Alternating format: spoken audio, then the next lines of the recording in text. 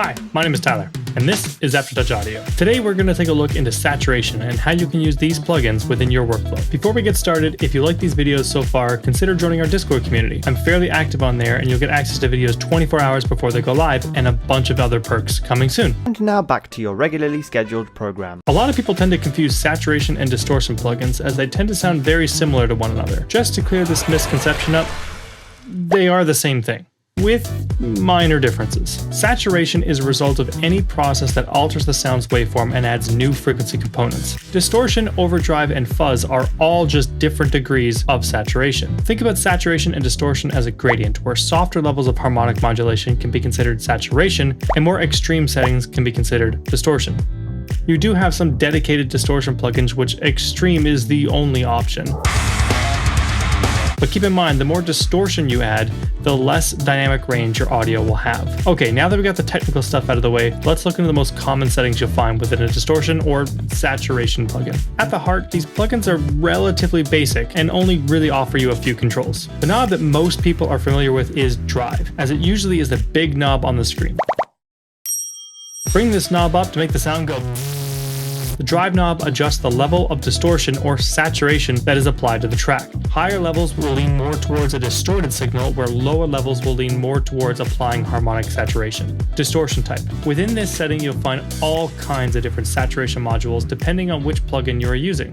Some of the most common types you'll find are tape saturation. Tape saturation emulates old analog tape recorders and does a lot of different things, including transient smoothing, EQing, compression, and very gentle amount of signal distortion. Tube saturation. Tube saturation generates large harmonics in a very pleasing way, but it does have a very distinct color that gets added to the sound. This kind of saturation is emulating any gear that uses tubes, like guitars, cabs, tube microphones, or even some analog equipment. Hard and soft clipping. Clipping is a type of saturation that helps smooth out transient peaks, and can be a fantastic solution to help keep those levels in check while using it sparingly. Overdrive. Popular within the guitar world and most commonly found on guitar pedal emulations, overdrive applies mild distortion, EQ, and an overall level boost. This style of saturation is really designed to overload an amplifier and to help add some more aggression to your sound. Fuzz.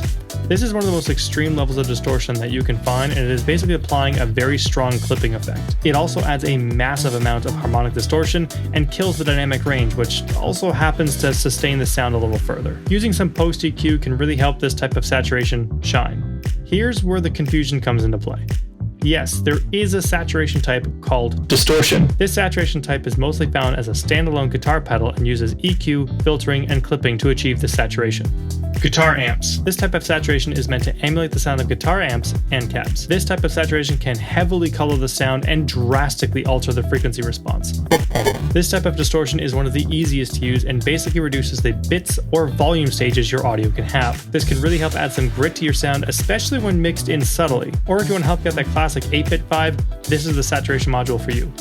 32 bits, 16 bits, 8 bits, 4 bits, 2 bits, 1 bit!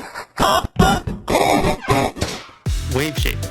Wave shaping is a very complex saturation and basically allows you to modulate your sound source by using another simple or complex wave. This can be a very advanced level of distortion, and you can create some extremely complex sounds using this distortion. Okay, moving out of type, we have tone. Most saturators come with some sort of tone or EQ control, which basically allows you to adjust the tone of the overall wet signal. Sometimes when you apply a lot of distortion, things can sound a bit fuzzy, and reducing some of the top frequencies can really help polish off the saturation. The last basic control you'll find is mix. Mix basically blends the dry and wet signal. This allows you to have more extreme settings and mix them in more subtly. Keep in mind that every saturation unit that you open will have somewhat different controls, and most of them will have even more distortion types than listed in this video. But as a core fundamental, every saturation unit will have these controls. Let's quickly go over some tips about saturation before we conclude this video. Creating burn with engines. Car buys and spaceship flybys really benefit from having some distortion, but not all the time. Automating the mix knob to go up sharply when the ship or car flies by can really help create that burning sound and give you that extra amount of depth.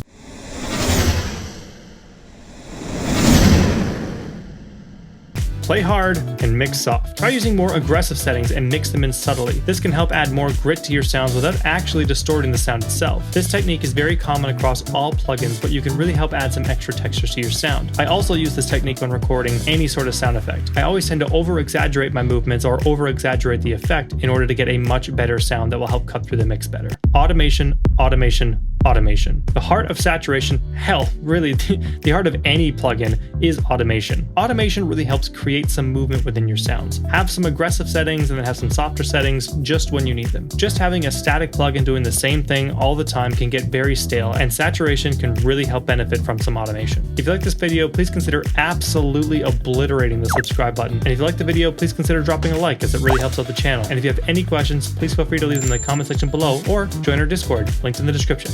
Now go make some noise.